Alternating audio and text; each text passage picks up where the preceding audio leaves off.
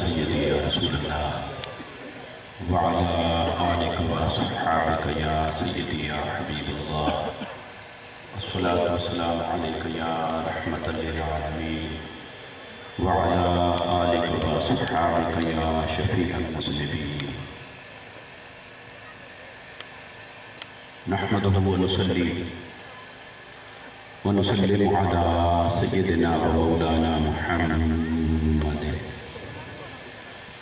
رسوله النبي الأمين المكين الحنين الكريم الرؤوف الرحيم أما بعد أعوذ بالله من الشيطان الرجيم بسم الله الرحمن الرحيم الذي خلق الموت والحياة ليبلوكم أيكم أحسن عملا صدق الله العظيم وصدق رسوله النبي الكريم ونحن على ذلك لمن الشاهدين والشاكرين والحمد لله رب العالمين انبیاء کو بھی اجل آنی انبیاء کو بھی اجل آنی ہے وہ فقط اتنا کہ بس آنی ہے اس آن کے بعد ان کی حیات وہی مثل سابق جسمانی ہے حمد و صلاۃ کے بعد لائق صدر احترام واجب التعظیم علماء ذی وقار ثنا خوان حضرات میزبانان محفل حاضرین و سامعین اللہ اور اس کے حبیب صلی اللہ علیہ وسلم کا فضل و کرم جس کے صدقے سے ہم سب ایصال ثواب کی اس بابرکت محفل کے اندر جمع ہیں دعا کریں اللہ تبارک و تعالی یہ تمام انتظام و انصرام اور ہم سب کی حاضری و شرکت اپنی بارگاہ میں قبول و منظور فرمائے جیسا کہ آپ سب حضرات جانتے ہیں کہ ہم اس وقت ایک نہایت خوبصورت باکردار بااخلاق نوجوان کے ایصال ثواب کے لیے جمع ہیں ملک محمد اکرم بھابا مرحوم اللہ تبارک و تعالی ان کو جنت الفردوس میں اعلیٰ مقام عطا فرمائے ان کے والد بزرگوار موجود ہیں ان کے بھائی ان کا پورا خاندان عائزہ و قارب میں تمام سوگواران سے اپنی طرف سے اور منہاج القرآن کی طرف سے اظہار تعزیت کرتا ہوں یقیناً میں کسی خطاب کا ارادہ لے کر نہیں آیا تھا تعزیت کے لیے حاضر ہونا چاہتا تھا لیکن ہمارے بھائی محترم علامہ محمد طارق بھابا صاحب انہوں نے حکم فرمایا تو میں نے چند کلمات کے اظہار کے لیے ادائیگی کے لیے اپنی رضامندی ظاہر کی جس کے نتیجے میں چند کلمات عرض کر رہا ہوں اور سچی بات یہ ہے کہ یہ آپ سارے میرے لیے قابل احترام ہیں لیکن محترم علامہ محمد طارق بھابا صاحب ہمارے منہاج القرآن کا فخر انہوں نے اپنا بچپن اپنی جوانی جس طرح اللہ اور اللہ کے رسول صلی اللہ علیہ وسلم کے دین کے لیے وقف کی ہے ایسا نمونہ اور مثال آپ کو دور دور تک کہیں نہیں ملے اور دل و جان سے جس طرح دین کی خدمت میں مصروف عمل ہے یقیناً ان کے لیے ان کے والد بزرگوار کے لیے پورے خاندان کے لیے آپ سب کے لیے باعث فخر حضور شیخ الاسلام ڈاکٹر محمد طاہر القادری مدثر العالی کی بہت ان کو شفقت اور قربت حاصل ہے اور آپ سبھی جانتے ہیں ابھی یہ کافی عرصہ علیل رہے اور اللہ نے ان کو شفا عطا فرمائی مزید صحت کلی عطا فرمائی اور ان کی اس تکلیف کے دوران حضور شیخ الاسلام مدثر العالی نے کینیڈا سے 3 دن مسلسل رابطہ رکھا. انہوں نے دعا بھی فرمائی، حوصلہ بھی دیا، اور حتیٰ کہ ان کے صاحبزادگان نے بھی باری باری ٹیلی فون پر ان سے رابطہ بھی کیا، خیریت بھی دریافت کی فیملی سے. یہ اس بات کا اظہار ہے کہ بڑے لوگ اپنے اخلاق کی وجہ سے بڑے ہوتے ہیں، اپنے کردار کی وجہ سے بڑے ہوتے ہیں. اور بڑا وہ نہیں ہوتا جو چھوٹوں کو نہ پوچھے، بڑا وہ ہوتا ہے جسے اپنے ایک ایک کارکن کی قدر ہو اور اس کے دکھ درد کے اندر شریک ہو. انہوں نے ایک کارکن ہونے کا حق ادا کر دیا اور عظیم قائدانہ خدمات سر انجام دے رہے ہیں، اور انہوں نے بھی اپنی قائدانہ شفقت اور محبت کا اظہار فرما دیا. اللہ تبارک و تعالی یہ سعادتیں ہمیشہ سلامت رکھے. میں چند کلمات عرض کرتا ہوں، امید ہے آپ پوری توجہ کے ساتھ سماعت فرمائیں گے. اللہ رب العزت نے زندگی اور موت کا ایک نظام بنایا ہے. جس کو بھی زندگی عطا کی ہے اسے موت کے دروازے سے بھی گزرنا ہے. ایسا نہیں ہے کہ اس نے کسی کو زندگی دی ہو اور موت نہ دی. موت حق ہے، ہر ایک کے لیے ہے، ہر ذی روح کے لیے ہے. موت کے لیے نہ وقت ہے نہ عمر ہے. موت نہ یہ دیکھتی ہے کہ اس نے زندگی کتنا گزاری، عیش و عشرت پورا ہوا یا نہیں ہوا، اس کا بچپن ہے یا جوانی ہے، اس کا شباب ہے یا بڑھاپا ہے، اس کے کندھوں پر کتنا ذمہ داریاں ہیں، یہ فارغ ہے یا مصروف ہے. موت یہ بھی نہیں دیکھتی کہ بیمار ہے یا صحت مند ہے. موت سے نہ بیماری کا تعلق ہے نہ صحت کا تعلق ہے.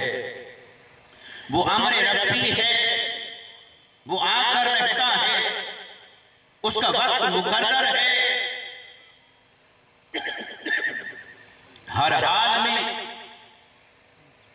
اللہ نے جس کے لیے موت کی جو صورت بھی لکھی ہے وہ اسی صورت سے ہمکنار ہو کر رہتا ہے.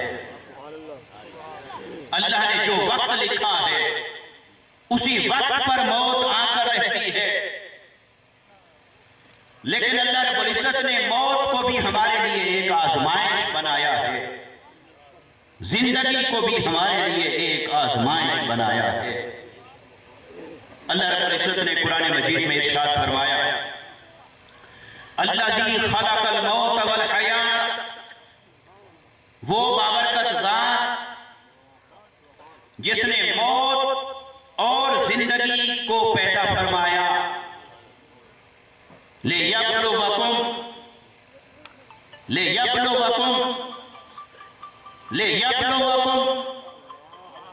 تاکہ وہ تمہیں آزمائے، تاکہ وہ تمہارا امتحان لے. ایکم احسن عملا، کہ تم میں سے کون بہترین عمل والا ہے. اللہ نے موت اور زندگی کا ایک نظام بنایا تاکہ وہ دیکھے اور دکھائے، وہ آزمائے اور اس آزمائش کا اظہار فرمائے کہ تم میں سے کون ہے جو بہترین عمل والا ہے. اور اس نے یہ بھی نہیں فرمایا ایکم اکثر عملا، فرمایا ایکم احسن عملا. وہ یہ بھی فرما سکتا تھا کہ میں دیکھنا چاہتا ہوں تم میں سے زیادہ عمل والا کون ہے، کثرت عمل والا کون ہے. اس نے فرمایا کثرت عمل تو بجا ہے، مطلوب بھی ہے، محبوب بھی ہے، لیکن مقصود نہیں، مقصود کثرت عمل نہیں ہے، مقصود حسن عمل ہے۔ تو فرمایا اسی کے لیے میں نے زندگی اور موت کا نظام بنایا۔ اب ہم پہلے زندگی اور موت کے نظام پر بات کرتے ہیں، پھر ہم حسن عمل کی طرف توجہ کریں گے کہ وہ کیا ہے۔ زندگی اور موت کا اللہ نے ایک نظام بنایا اور اس کی شان کریمی تو دیکھیے، جب انسان کو دنیا میں بھیجتا ہے اسے پہلے زندگی عطا کرتا ہے، پھر وہ زندگی کا وقت اور مدت گزارتا ہے، پھر اللہ اسے موت عطا فرماتا ہے۔ گویا دنیا کے اندر ترتیب اور نظم یہ ہے، نظام یہ ہے کہ زندگی پہلے اور موت بعد میں، لیکن قربان جائے اللہ کے کلام پر جو شاہکار ہے فصاحت اور بلاغت کا، حسن تکلم کا۔ جب اللہ نے زندگی اور موت کے نظام کو قرآن کے اندر بیان فرمایا، اس نے ترتیب بدل دی، زندگی کا ذکر پہلے نہیں رکھا، موت کا ذکر پہلے رکھا، زندگی کا ذکر بعد میں رکھا۔ اللہ کے کلام میں یہ ترتیب یوں بھی ہو سکتی تھی کہ وہ ذات جس نے زندگی اور موت کو پیدا فرمایا، زندگی اور موت، اس نے فرمایا نہیں، موت اور زندگی، موت اور زندگی، موت پہلے زندگی بعد میں، موت پہلے زندگی بعد میں۔ باری تعالیٰ اس کی وجہ تیرے کلام کی ترتیب کیوں بدل گئی؟ اس نے کہا فَاسْأَلُوا أَهْلَ الذِّكْرِ إِن كُنتُمْ لَا تَعْلَمُونَ۔ اگر میرے کلام کی گہرائی میں کبھی اترنا چاہو اور کوئی نقطہ تمہیں سمجھ میں نہ آئے تو اہل ذکر کے پاس جایا کرو، وہ تمہیں بتا بھی دیں گے، سمجھا بھی دیں گے، ضرورت پڑی تو دکھا بھی دیں گے۔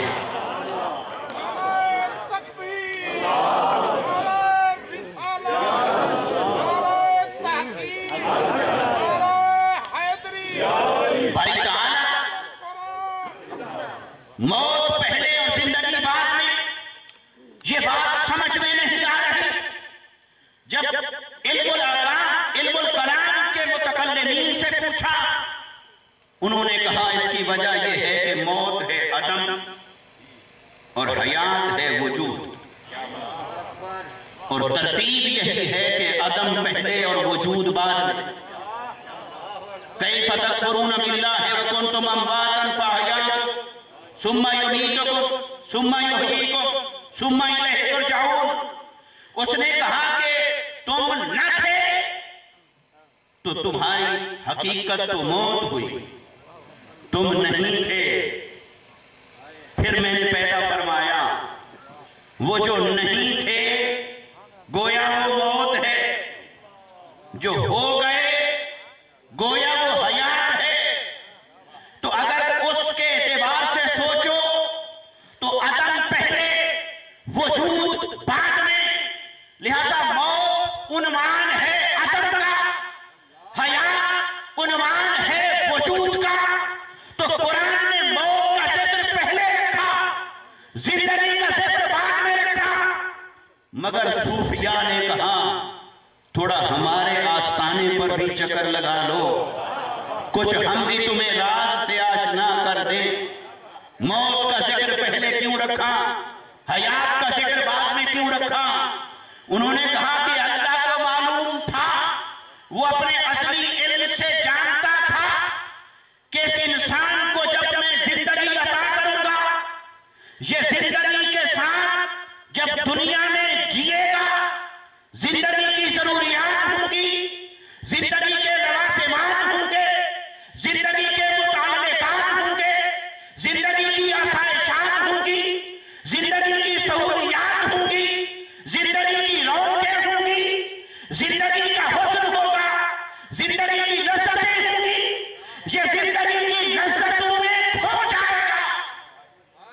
یہ زندگی کی رعنائیوں میں فنا ہو جائے گا۔ اللہ کو معلوم تھا کہ یہ عالم ارواح سے میرے ساتھ وعدہ تو کر کے جا رہا ہے۔ الستُ بربکم قالوا بلی، اسے معلوم تھا کہ عالم ارواح سے یہ انسان میرے ساتھ وعدہ کر کے تو جا رہا ہے کہ باری تعالیٰ تو ہی ہمارا رب ہے، تو ہی پروردگار ہے، تو ہی خالق ہے، تو ہی مالک ہے، تو ہی معبود حقیقی ہے، تیری اطاعت مجھ پر لازم ہے۔ یہ وعدے بعید تو کرنے جا رہا ہے، لیکن اللہ کو معلوم تھا جب یہ زندگی کے حسن و جمال میں الجھے گا یہ مجھے بھلا بیٹھے گا، یہ اپنے وعدے بھی بھلا بیٹھے گا، یہ عالم ارواح کے عہد و پیمان کو بھی نظر انداز کر ڈالے گا۔ نفس اس پر غالب آئے گا، شیطان کا بھی اس پر حملہ ہوگا، ضروریات بھی ہوں گی، مقتضیات بھی ہوں گی، آسائشات بھی ہوں گی، لذتیں بھی ہوں گی، ظاہر اور باطن کی کئی ابتلاء، آزمائشیں، امتحانات ہوں گے۔ اللہ کو معلوم تھا میں اس انسان کو دنیا میں بھیج کر کتنے بڑے پکھیڑے کے اندر مبتلا کر رہا ہوں۔ اللہ کو معلوم تھا کتنی بڑی آزمائش سے اس انسان کو دوچار کر رہا ہوں۔ اسے رشتے بھی نبھانے ہوں گے، اسے خلوص بھی دکھانا ہوگا، اسے میری بارگاہ میں جھکنا بھی ہوگا، اسے باطل سے ٹکرانا بھی ہوگا، اسے سچ بولنا بھی ہوگا، اسے نقصان اٹھانے بھی ہوں گے، اسے حق کی آواز بھی بننا ہوگا۔ اس کے لیے بڑی آزمائشیں ہیں، بڑی مشکلات ہیں، بڑی رکاوٹیں ہیں، ابتلاء ہے، آزمائش ہے، مسائل ہیں، آلام ہیں، اور پھر دنیا کی خواہشیں ہیں، لذتیں ہیں۔ میں بھیج تو رہا ہوں مگر یہ بھول جائے گا، بہک سکتا ہے، پھسل سکتا ہے۔ تو پھر اس نے کہا سن، میں تجھے پیغام پہنچاتا رہوں گا، کان دھرنا اور توجہ کرنا تیرے ذمہ رہا، یاد دہانی کرنے والے میں بھیجتا رہوں گا، مگر ان کی آواز پر لبیک کہہ کر دنیا کو چھوڑ کر میری طرف پلٹ جانا یہ تیرے ذمہ رہا۔ میں تیرے اوپر نیند تو طاری کروں گا، مگر نیند کو خیر باد کہہ کر مسلح کی پشت پر سوار ہونا، بلاوا میرا آتا رہے گا، یاد کرانے والا بھی آتا رہے گا، باقی ذمہ داری تیرے اوپر ہے۔ اس لیے انسان آزمائش میں ڈالا گیا، ابتلاء میں ڈالا گیا، عہد و پیمان کر کے آیا، اللہ کی عبادت اور بندگی کا، اس کی عبادت کا، اس کی اطاعت اور فرما برداری کا۔ تو اللہ نے فرمایا کہ یہ جو جس کیفیت میں انسان کو بھیج رہا ہوں اسے کچھ سبق سکھانا ہوگا۔ تو صوفیاء نے کہا آؤ، خلق الموت والحیات، اللہ نے موت کا ذکر پہلے رکھا، حیات کا ذکر بعد میں رکھا۔ اسے معلوم تھا صرف ایک ہی شے ہے جو اس کا قبلہ درست رکھ سکتی ہے، وہ ہے موت، وہ ہے موت کی یاد، وہ ہے احتساب، وہ ہے حساب کی یاد، میری بارگاہ میں پیشی کی یاد۔ وہ موت، اگر اس نے موت کو پلے باندھ لیا، موت کا ذکر اپنے دل میں تازہ رکھا، موت کی یاد کو اپنے دل میں قائم رکھا، اور اس نے ہر قدم اٹھانے سے پہلے موت کو سوچا اور موت کا سوچا اور موت کا خیال کیا، پھر اس کا قدم ڈگمگائے گا نہیں، اس کا قدم پھسلے گا نہیں۔ یہ موت اسے بچائے گی، یہ موت اس کی مرشد ہے، یہ موت اس کا پیر ہے، یہ موت اس کا استاد ہے، یہ موت اس کا معلم ہے، یہ موت اس کا پیغامبر ہے، یہ موت اس کے لیے ہادی ہے، یہ موت اسے راستہ دکھانے والی ہے، یہ موت اسے ڈرانے والی ہے، یہ موت اسے دنیا سے کھینچ کر میری طرف لانے والی ہے۔ اس نے کہا اے بندے، میں نے تجھے بھیجا، زندگی پہلے دی، موت بعد آئے گی، لیکن سن لے، اگر زندگی قابل رشک گزارنا چاہتا ہے تو ہر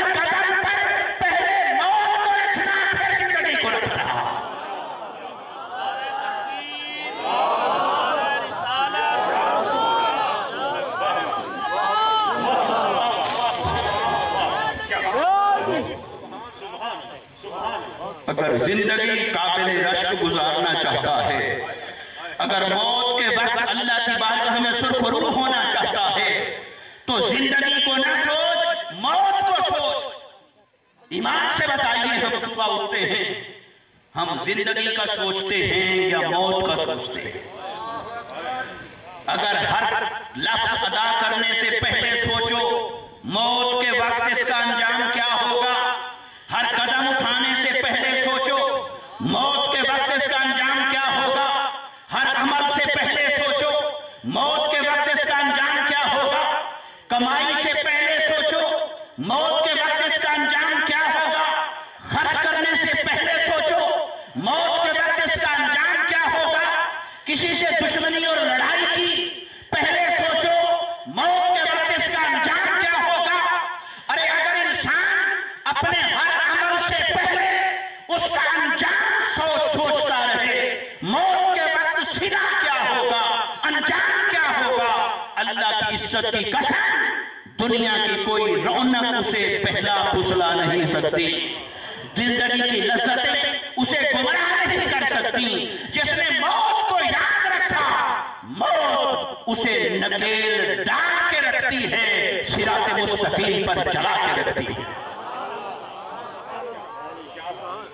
اور جن کی زندگیاں بگڑ گئیں، آپ قریب بیٹھ کے اندازہ کر سکتے ہیں وہ موت کو بھلا بیٹھے۔ جس نے موت کو بھلا دیا ہے وہ کیے جا رہا ہے گناہ، نافرمانی، نفس کے راستے پر اس کی فراوانی ہے، وہ موت کو بھلائے بیٹھا ہے تو زندگی کا نقشہ شیطانی ہو گیا۔ موت کو یاد رکھے تو زندگی کا نقشہ رحمانی ہو جاتا ہے۔ تو اللہ نے فرمایا کہ موت پہلے، زندگی بعد میں، موت کا ذکر پہلے رکھا تاکہ اے بندے ہر لمحہ موت کو اپنی ترجیحات میں پہلے رکھنا۔ فرسٹ پرائیورٹی ہونی چاہیے موت۔ موت کے وقت اس کا انجام کیا ہوگا؟ پھر پوچھئے اپنے دل و ضمیر سے کہ پھر وہ گناہ کی طرف مائل ہوتا ہے یا نہیں ہوتا۔ تو اللہ نے موت کا ذکر پہلے فرمایا۔ پھر ایک بڑی عجیب بات ہے، میں نے عرض کیا موت ہر ایک کے لیے، نیک ہو یا بد، گناہگار ہو، صالح ہو، ولی ہو، حتیٰ کہ انبیاء، موت کے دروازے سے ہر کوئی گزرا، لیکن یہاں تک تو بات ہے درست۔ اب اگر کوئی اس سے آگے خود اندازہ لگائے اور نتیجہ نکالے کہ جب موت سب کے لیے ہے تو پھر سب ایک جیسے ہو گئے، پھر سب کی موت ایک جیسی ہو گئی، سب کے لیے موت ہے تو پھر سب ایک جیسے ہو گئے۔ بھئی سادہ سی بات ہے سمجھنے کے لیے، سادہ سی بات ہے، مجھے بتائیے کیا سب کی زندگی ایک جیسی ہے؟ کیا سب کی زندگی ایک جیسی ہے؟ جب سب کی زندگی ایک جیسی نہیں تو سب کی موت ایک جیسی کیسے ہو سکتی ہے؟ وہ تو عادل بھی ہے، عدل فرمانے والا ہے، اور اس سے بڑھ کر وہ فصل فرمانے والا ہے، لیکن کم سے کم درجہ تو اس کا درجہ عدل ہے۔ ظلم تو اللہ کی بارگاہ سے ہو نہیں سکتا، تو وہ کم سے کم درجہ اس کی شان میں عادل ہے۔ اس سے بلند تر شان ہے کہ وہ فصل فرمانے والا ہے۔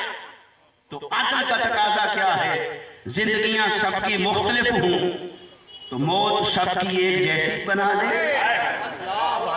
زندگیاں سب کی مختلف ہوں اور موت وہ سب کی ایک جیسی بنا دے، یہ تو اس کے عدل کا تقاضا نہیں، اور اس کا عدل تو ہر ایک کے لیے ہے، مگر اس کا جو فضل ہے وہ اپنے پیارے اور مقرب بندوں کے لیے خاص ہے۔ تو پھر کیا ہے؟ موت آتی ہر ایک کے لیے ہے، لیکن کسی کی موت آتی ہے چہرے کا رنگ سیاہ ہو جاتا ہے، نزاع کا عالم بھی سخت ہو جاتا ہے، اسے فرشتے جہنم سے زنجیر لاتے ہیں، جہنم کی رسیوں میں زنجیروں میں جکڑا جاتا ہے، اسے گھسیٹ کر ایک مجرم کی طرح اللہ کے حضور پیش کیا جاتا ہے۔ لیکن جس کی زندگی مصلی کی پشت پر گزری، جس کی زندگی سنت اور سیرت مصطفیٰ کے مطابق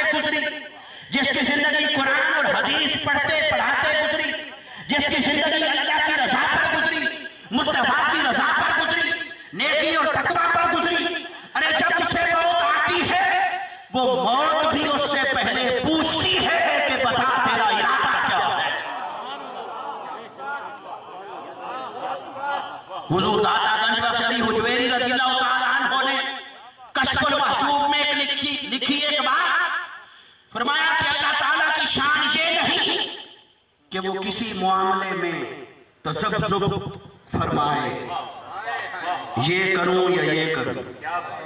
یہ انسان کی صفت متذبذب ہو، تذبذب میں مبتلا ہو، ہیزیٹیٹ ہو، سوچے یہ کروں یا وہ کروں، یہ کروں یا وہ کروں۔ یہ انسان کی صفت تو ہے مگر اللہ کی شان یہ نہیں۔ حاجی صاحب تشریف لے آئے استقبال۔ نعرہ تکبیر، نعرہ رسالت، آستانہ عالیہ مہار شریف۔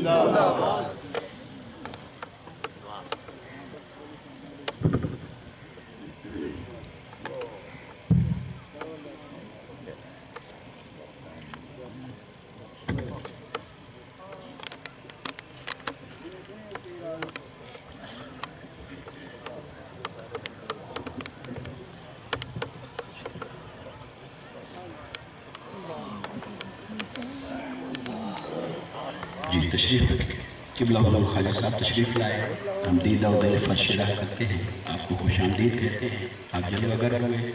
اللہ تبارک و تعالیٰ آپ کی آمد سے ہم سب کو برکات نصیب فرمائے۔ میں جو چند کلمات عرض کر رہا، فرمایا کہ اللہ کی یہ شان نہیں کہ وہ کوئی فیصلہ کرے اور وہ سوچے، وہ دیکھے کہ کروں کہ نہ کروں، یہ بندے کی صفت۔ مگر ایک لمحہ ایسا آتا ہے جب خود اللہ رب العزت بھی تذبذب فرماتا ہے، اور وہ کب ہوتا ہے؟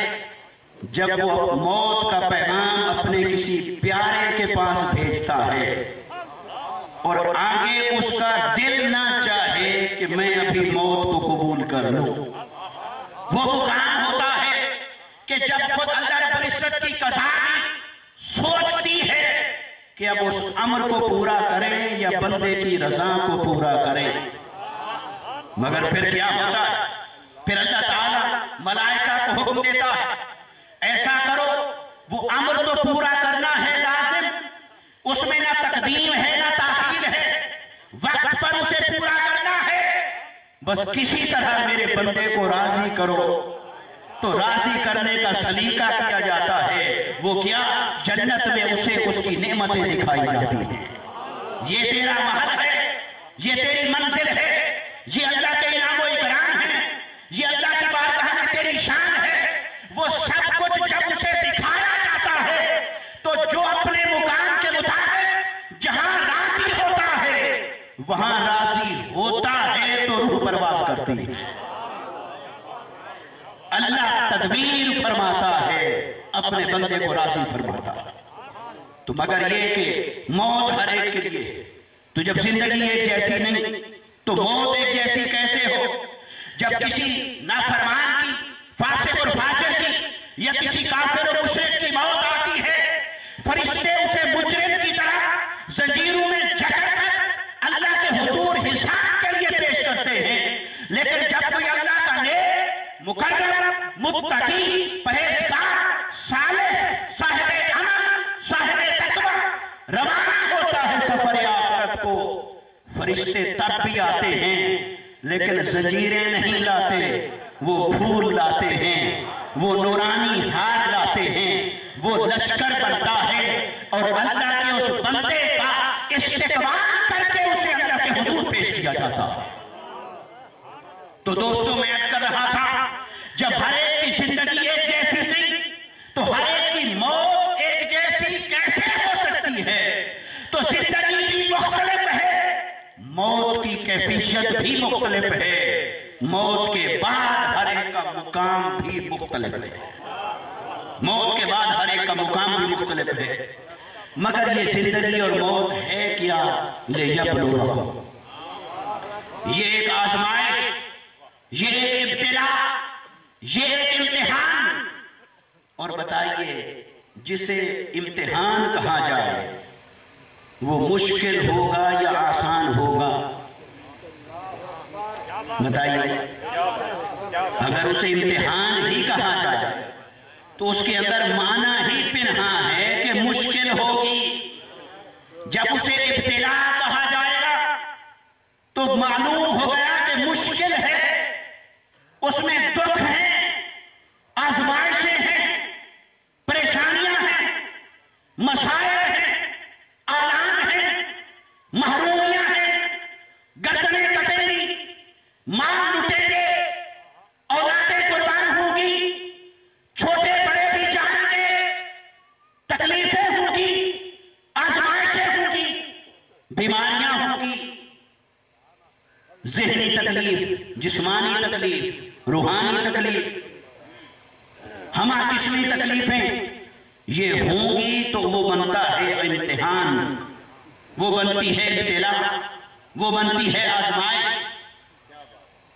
کیسا بے نیاز ہے، وہ کہتا ہے مجھے جو مانے گا اسے بھی تکلیفیں دوں گا، جو نہیں مانے گا اسے بھی تکلیفیں دوں گا، جو میری نافرمانی کرے گا اس کو بھی دکھ رنج پہنچیں گے، شاید کم پہنچے، لیکن جو میرا ہوگا، میری راہ پر چلے گا، میری اطاعت و فرما برداری کی طرف آئے گا، تکلیفوں سے نہ گھبرانا، یہ نہ سمجھنا کہ اللہ والے کی نشانی یہ ہے کہ اسے تکلیف نہ ہو، یہ کہیں نہیں لکھا۔ تکلیف میں ہی تو اللہ والے کی پہچان ہوتی ہے، تکلیف کے ساتھ ہی تو اللہ والوں کی پہچان ہوتی ہے، اس لیے تکلیفیں ہر ایک کے لیے ہیں، مگر فرق صرف اتنا ہے جب تکلیف آتی ہے وہاں سے کسی کے لیے عذاب بن کر آتی ہے، کسی کے لیے بلندی درجات کا سبب بن کر آتی ہے۔ وہ تکلیف کسی کے لیے سزا ہے، کسی کے لیے جزا ہے، وہ تکلیف کسی کے لیے عذاب ہے، وہ تکلیف کسی کے لیے آزمائش ہے۔ اب کوئی کہہ سکتا ہے پتہ کیسے چلے؟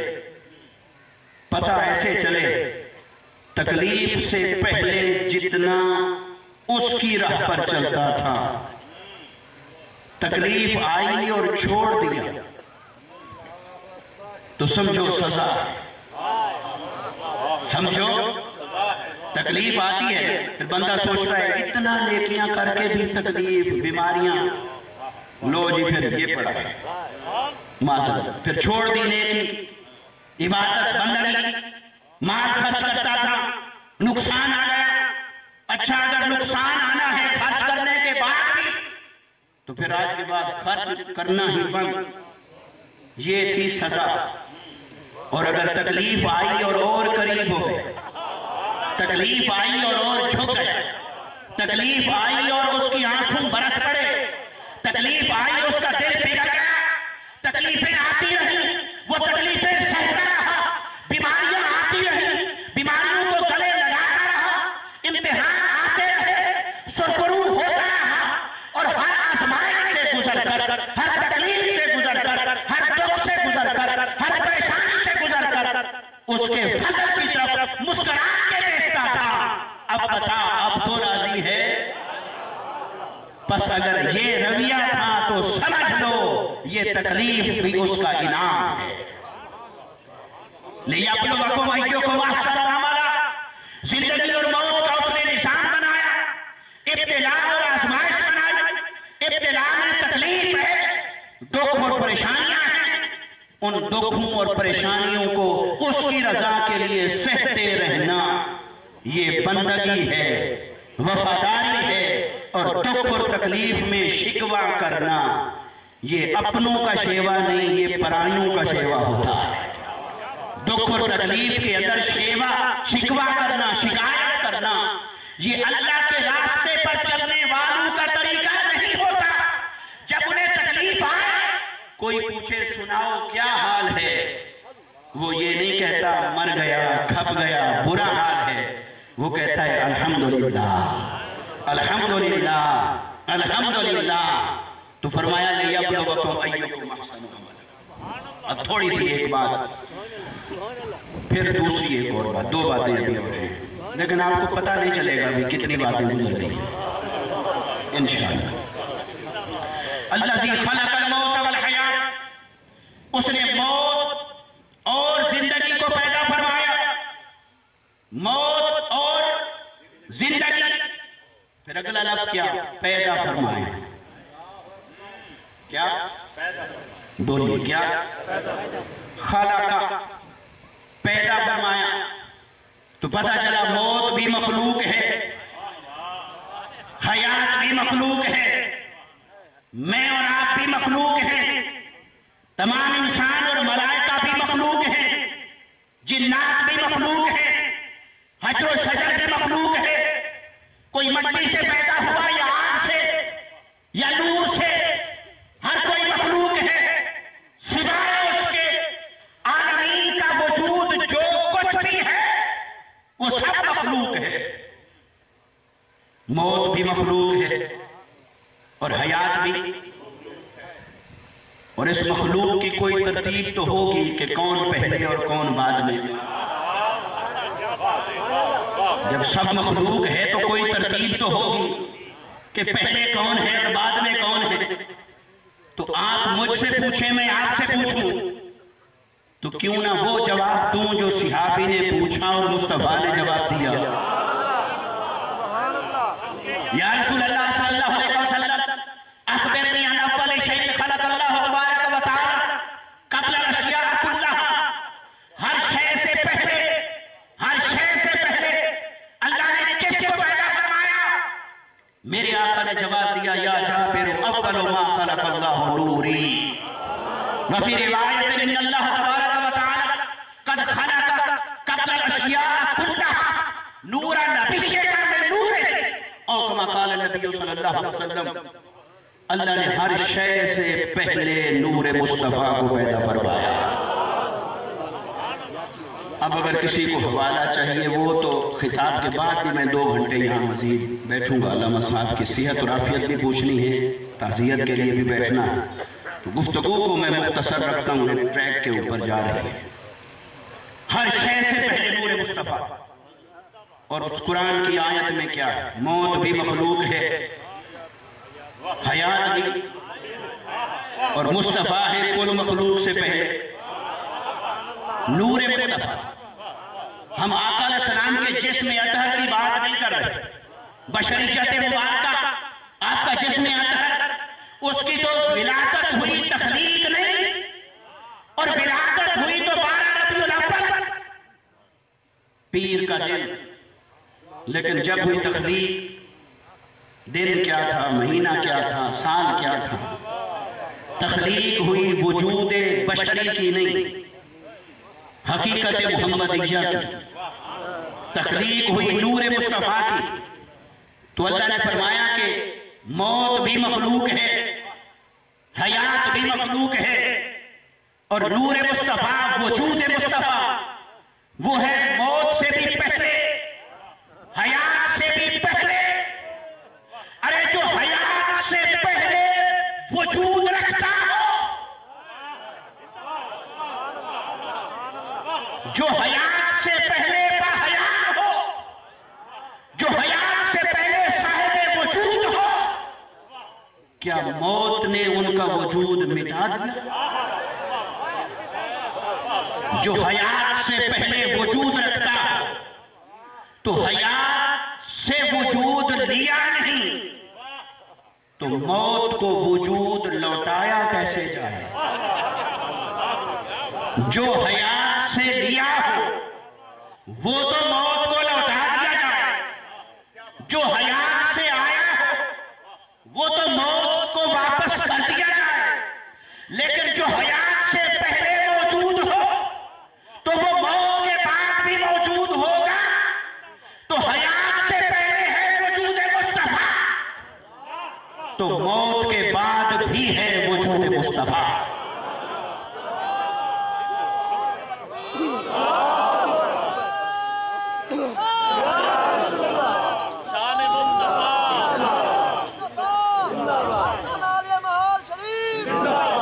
اب اگر کوئی سوچے جسم مصطفیٰ کی نہیں بات کر رہا، وہ بشریت ہے، اور آپ کا جسم اطہر بھی آپ کے قبر مبارک کے اندر محفوظ اور موجود ہے۔ لیکن آقا علیہ السلام کا نور مبارک، آپ کی حقیقت مبارکہ، جسے عرفاء نے، ہمارے اکابرین نے، ائمہ نے، مفسرین نے، محدثین نے، مجتہدین نے بالاتفاق کئی قسم کے اقوال کے اندر بیان فرمایا، تو حقیقت محمدیہ وہ ہے جو خلق کا مبدأ اول ہے، جو عالمین کی ابتدا ہے، جو مخلوق کی ابتدا ہے۔ وہ ہر شے سے پہلے، تو موت بھی مخلوق ہے، اور موت سے پہلے وجود مصطفیٰ، حیات بھی مخلوق ہے، حیات سے پہلے ہے نور مصطفیٰ، وجود مصطفیٰ۔ تو جب حیات نے انہیں زندگی دی نہیں، تو موت وہ زندگی لے کیسے سکتی ہے؟ تو کوئی اگر کہے کہ پھر کیا آپ موت کا انکار کرتے ہیں؟ میں کہتا ہوں نہیں، ہم حیات کا بھی اقرار کرتے ہیں، ہم موت کا بھی اقرار کرتے ہیں۔ حیات اور موت کا رشتہ کیا ہے مصطفیٰ سے، وہ سوچو تو سب سمجھ آ جائے گا۔ میرے مصطفیٰ کس کس کے نبی ہیں؟ کیا صرف تیرے اور میرے؟ کس کس کے نبی؟ یہ بات تو غیر اختلافی ہے، پورا قرآن بھرا پڑا ہے۔ وَمَا أَرْسَلْنَاكَ إِلَّا رَحْمَةً لِلْعَالَمِينَ أُرْسِلْتُ إِلَى الْخَلْقِ كَافَّةً لِلْعَالَمِينَ نَذِيرًا۔ کوئی یہ نہ کہے کہ عالمین کے لیے نبوت نہیں، رحمت ہے۔ جب نذیر کہا تو نذیریت تو خاصہ نبوت ہے، تو للعالمین نذیر کہا تو نذیریت تو خاصہ نبوت ہے، اور وہ بھی عالمین کے لیے، اور رحمت بھی عالمین کے لیے۔ تو عالمین کے لیے مصطفیٰ نبی بن کر آئے، تو موت بھی عالمین کے اندر، حیات بھی عالمین کے اندر، تو میرے مصطفیٰ ہوئے عالمین کے نبی، عالمین ہوا امتی، تو موت بھی امتی ہے مصطفیٰ کی، حیات بھی امتی ہے مصطفیٰ کی۔ تو میرا وجدان یہ کہتا ہے، موت و حیات نے درخواست کی ہوگی، یا رسول اللہ صلی اللہ علیہ وسلم ہر ایک پر کرم فرمائیں گے، ہر جگہ جلوہ گری فرمائیں گے، تو ہمارے غریب خانے پر بھی تشریف لائیے، ہماری طرف بھی کچھ جلوہ فرمائیے۔ تو میرے آقا نے فرمایا ہوگا، اے حیات تو میری امت کی قطار میں لگ جا، منتظر ہو جا، انتظار کر، جب میں اللہ کے حکم سے بشری وجود کے ساتھ اپنی ماں کے بطن مبارک سے دنیا میں ظہور فرماؤں گا۔ اے حیات دنیاوی، میں تیرے دروازے سے گزر کر تجھے بھی فیضیاب کر دوں گا۔ تو موت نے کہا ہوگا میرا حصہ، میرے آقا نے فرمایا ہوگا کہ اے موت پھر تجھے 63 سال انتظار کرنا ہوگا، میں بھی کچھ وعدہ کر کے آیا ہوں، کچھ ذمہ داری ہے جو ادا کرنی ہے، اور وہ وعدہ پورا کر کے جب میں عالم دنیا سے عالم برزخ کی طرف روانہ ہوں گا، تو اے موت تیرے دروازے سے گزر کر تجھے بھی فیضیاب کر دوں گا۔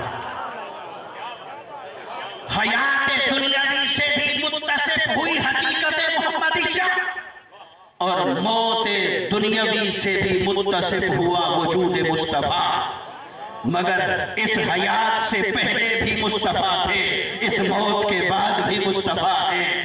اس لیے اعلیٰ حضرت نے فرمایا انبیاء کو بھی اجل آنی ہے، وہ فقط اتنا کہ بس آنی ہے۔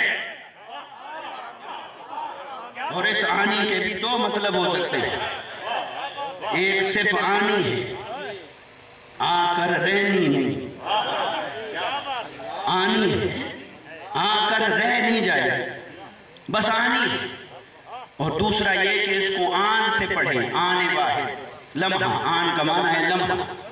انبیاء کو بھی اجل آنی ہے، وہ فقط اتنا کہ بس آنی ہے، یعنی ایک آن والی ہے، ایک آن کے لیے ہے، لمحے بھر کے لیے ہے۔ وہ جو لمحہ قضا ہے، اس سے پہلے بھی حیات ہے، اس کے بعد بھی حیات ہے۔ اب کوئی کہے کہ وہ لمحہ کیا حیات کے بغیر ہوا؟ میں کہتا ہوں نہیں، جو روح کے ساتھ حیات دیتا ہے وہ روح کے بغیر بھی حیات دیتا ہے۔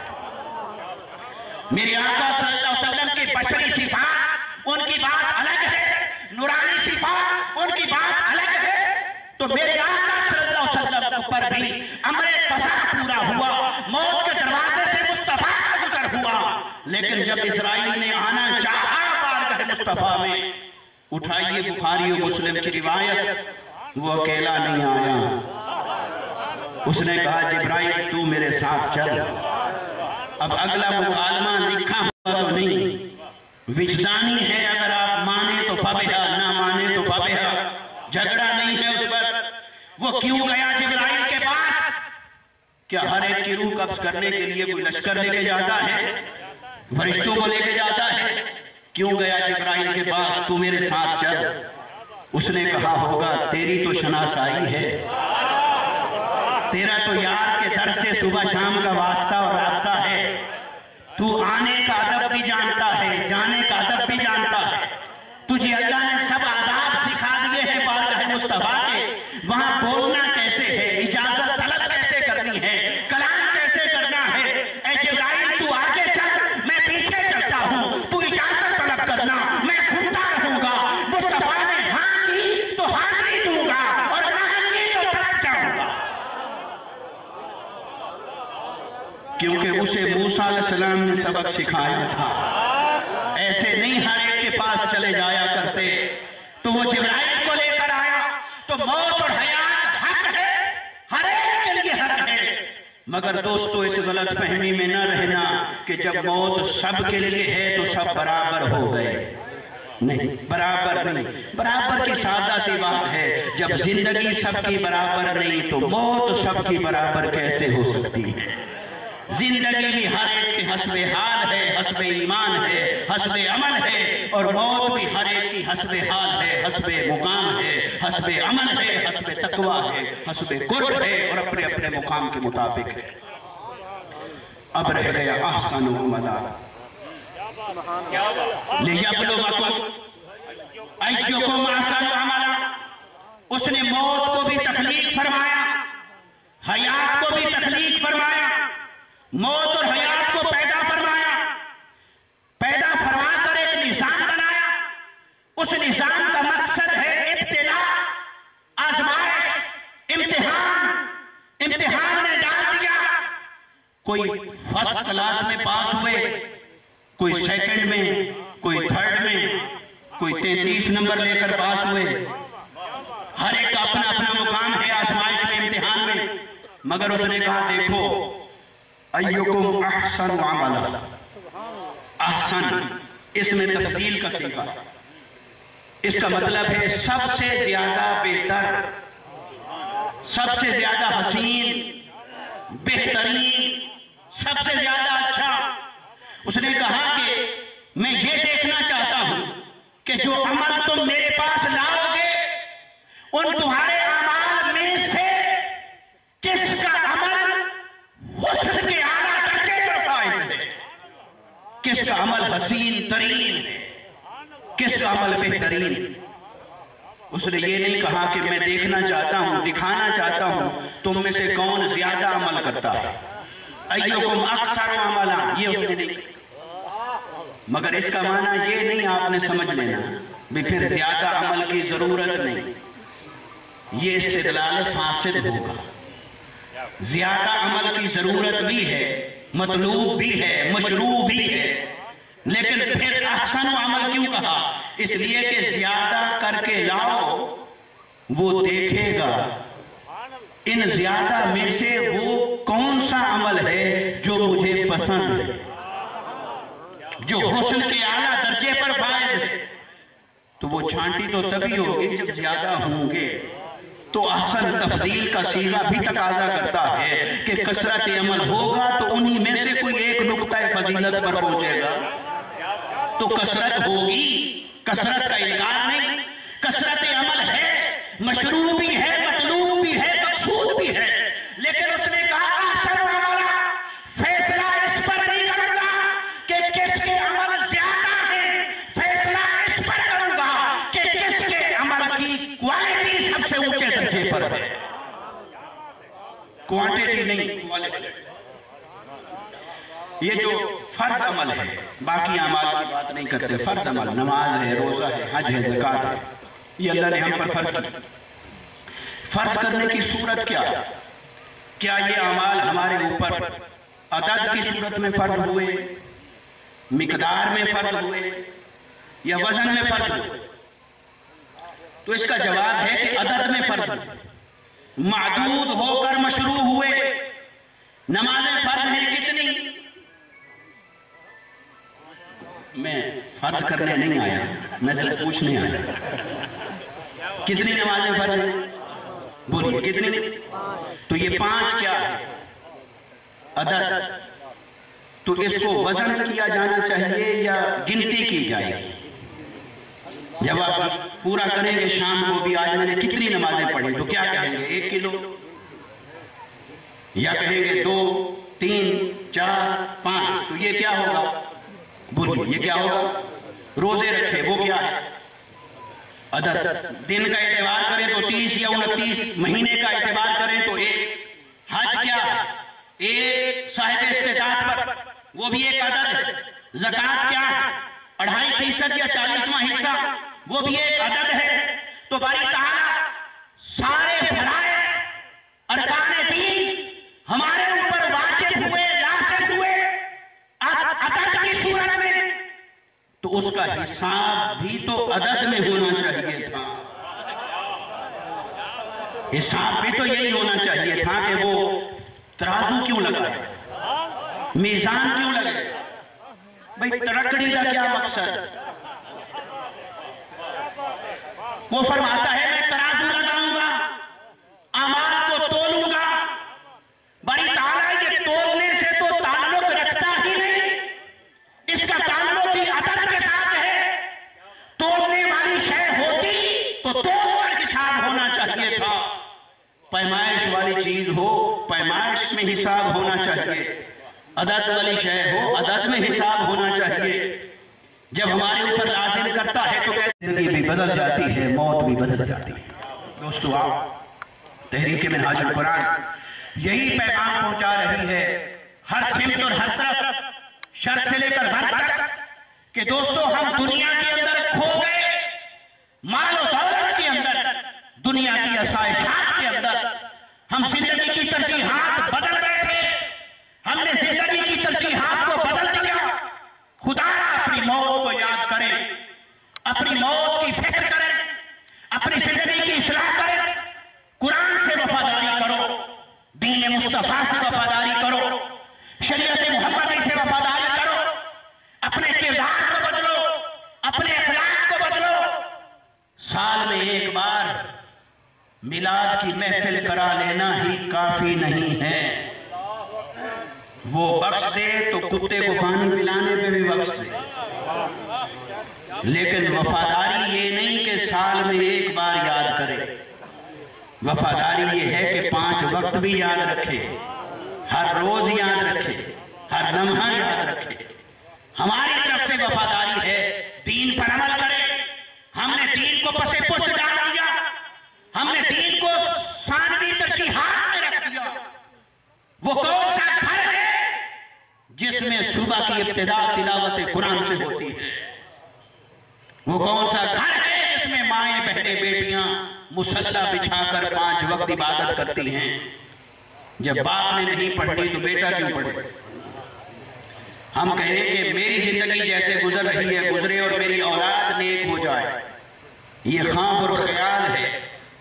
نصیب اپنا اپنا ہو سکتا ہے، لیکن یہ فہم ہے اولاد کو نیک بنانا چاہتے ہو، خود نیکی کی راہ پر چلنا ہوگا، سیرت مصطفیٰ کی طرف دیکھنا ہوگا، شریعت مصطفیٰ کی طرف دیکھنا ہوگا۔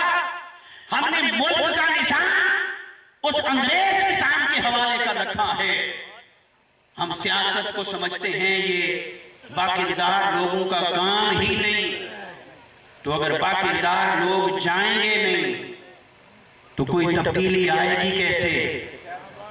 باقیدار لوگوں کو دیکھیں جو دین مصطفیٰ کے وفادار ہوں، شریعت مصطفیٰ کے وفادار ہوں۔ ہمارے ہوٹل آباد ہیں، مسجدیں ویران ہیں، ہمارے پلازوں میں شاپنگ سینٹرز میں رونق ہے، مدرسے میں ویرانی ہے، مدرسے کون جائے گا؟ کوئی لولا، کوئی لنگڑا، کوئی کانا، وہ تو اللہ کا گھر ہے، جو بھی جائے اللہ کی رحمت اسے گلے لگائے گی، لیکن باقی قبر ہر ایک کے لیے ہے۔ خدا را دین کا سوچیں، دین ہماری زندگیوں سے نکلتا جا رہا ہے، ہماری زندگیوں میں سے قرآن نکلتا جا رہا ہے۔